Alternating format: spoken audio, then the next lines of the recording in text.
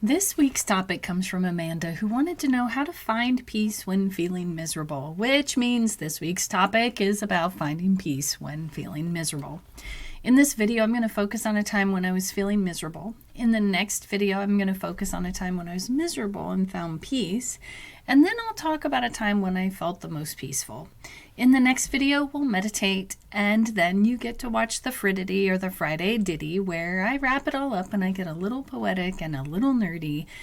And all those videos are going to appear in the playlist, Finding Peace When Feeling Miserable. So, if you have a question like Amanda did, comment below or DM me on Instagram. I'm Angela, and this is me making sense of myself. Here's what I did. The question I'm starting off with today is, tell me about a time you made it through misery. Well, that is not that hard today because I am getting over having the flu. And I was so miserable. I had a horrible fever. And I remember sitting, I'm laying in the bed and I'm like, ooh, this is rough. This is hard. And I literally just made it through. And I think that the next question is, how did you endure feeling miserable?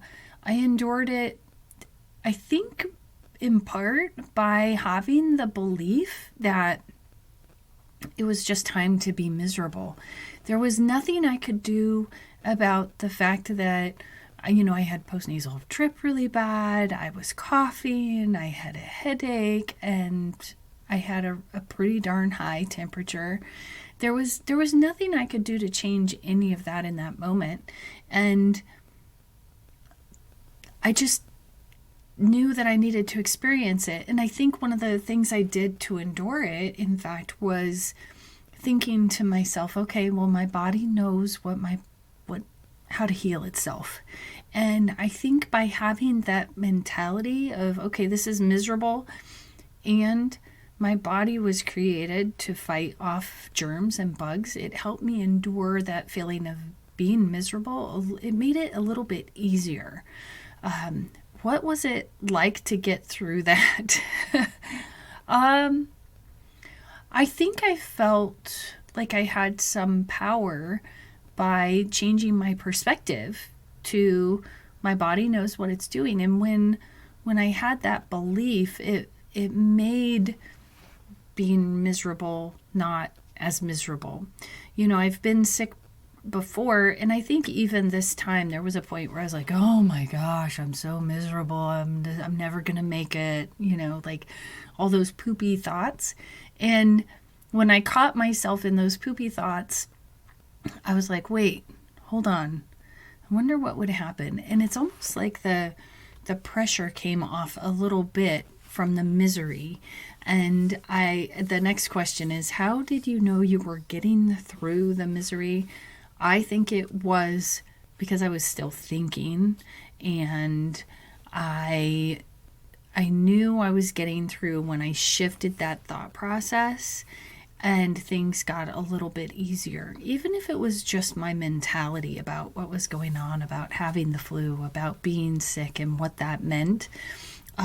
When I shifted to it's kind of like with my CRPS, or my complex regional pain syndrome. Pain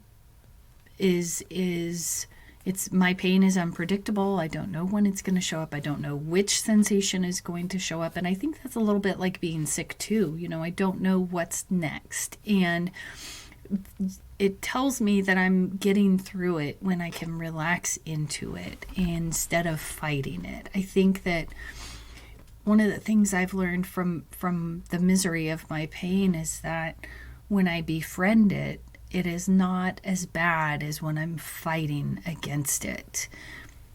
What challenges did you need to overcome when you felt miserable? I think the biggest challenge is that story I'm telling myself about my misery.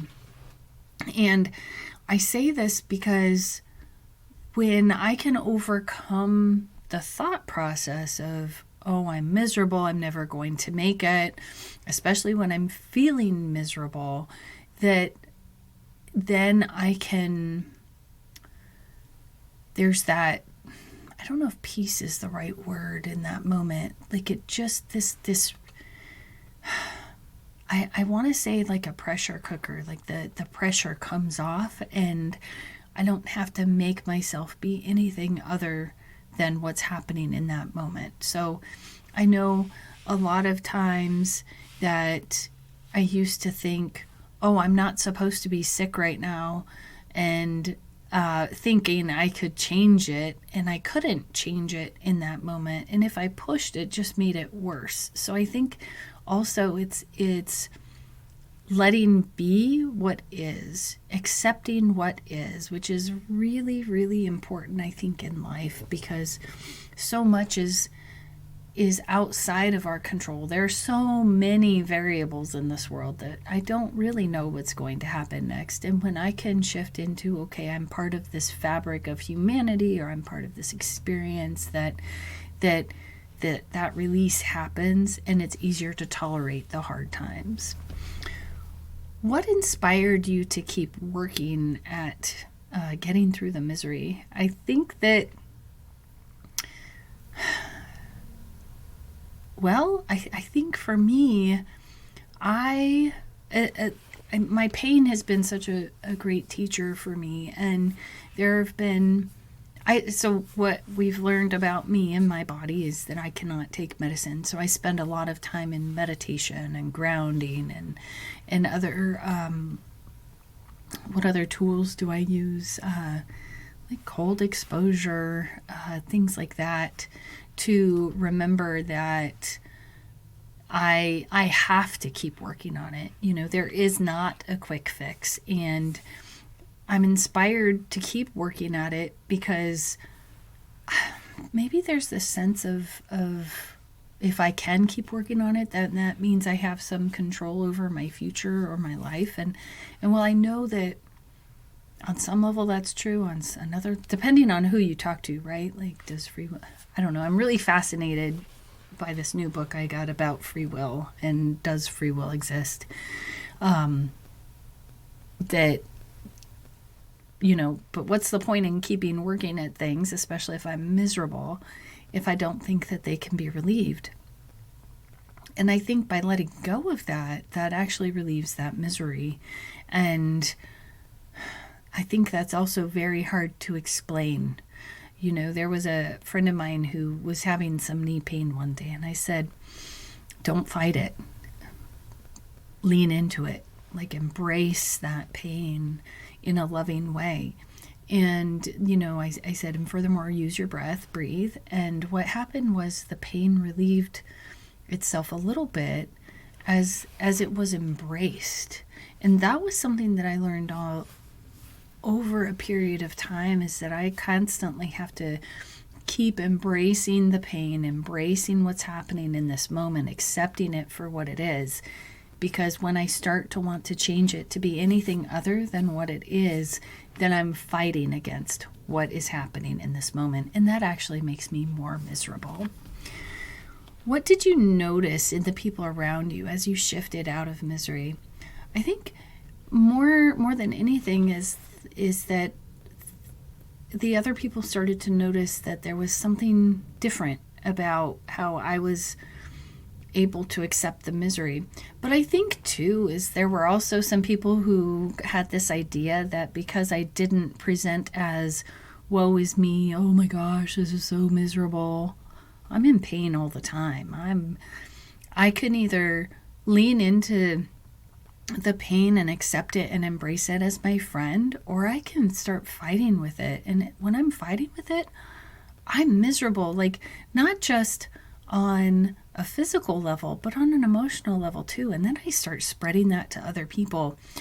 And I don't know if it's just because of who I am and my nature, but I don't want to spread that to other people. It's not fun. And besides that, excuse me, it's not their responsibility to make me better. You know, in fact, recently I went to the doctor, and I think that there's this belief that we need fixed. And, you know, I've been dealing with my pain disorder since 2011 now. So we're going on, 13 years here. And I looked at the doctor and I was just like, maybe the pain doesn't mean that, does fixed mean that there's something inherently wrong with me? Well, I don't think so. Maybe, what if this is just my journey? What if this is something like that? Like, is there something wrong with pain? Maybe the pain just wants to exist. I've got a poem I wrote called Pain My Friend. And that's the conclusion, is maybe pain just needs to exist, and I don't have any control over that. And if I say I need fixed, then is there something wrong with me? I've also had people from religious backgrounds and things like that too think that, because I have this pain, which they perceive as miserable, or they can't imagine for themselves that I need to be fixed. And what if I don't? What if this is just part of the path? What if embracing this makes life better because I can see things from a different perspective? That doesn't mean it's easy. That just means I look at things a little bit differently, and a little bit, I think for me, from a perspective of love. What can you do now that you can get through feelings of misery? I can share hope that it gets better, that when I relax into my pain, it helps me, and I've seen it help other people.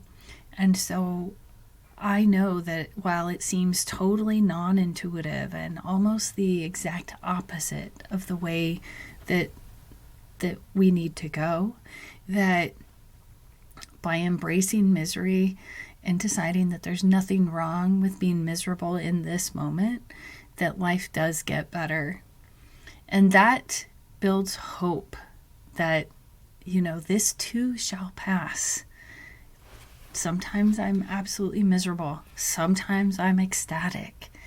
And there's going to be moments in between that are something other than perfect. And those are okay too. Like, it's going to pass. The boring times are going to pass. The miserable times are going to pass. The exciting times are going to pass. How am I embracing what is here in the moment? What skills will you use when you notice you're starting to feel miserable? I think you heard it here first. I am definitely going to use the skills of, thinking through the process and embracing that misery. Not in a like, oh, if I just love you, you're going to get better. But, oh, okay. I guess misery is here for this moment. And maybe in the next moment, there will be a little bit of peace or a little bit of acceptance. I would love to hear from you. When have you been miserable, and how did you find peace, and how did you get through that? These videos will be located in the playlist Finding Peace When Feeling Miserable. I'm Angela, and this is me making sense of myself.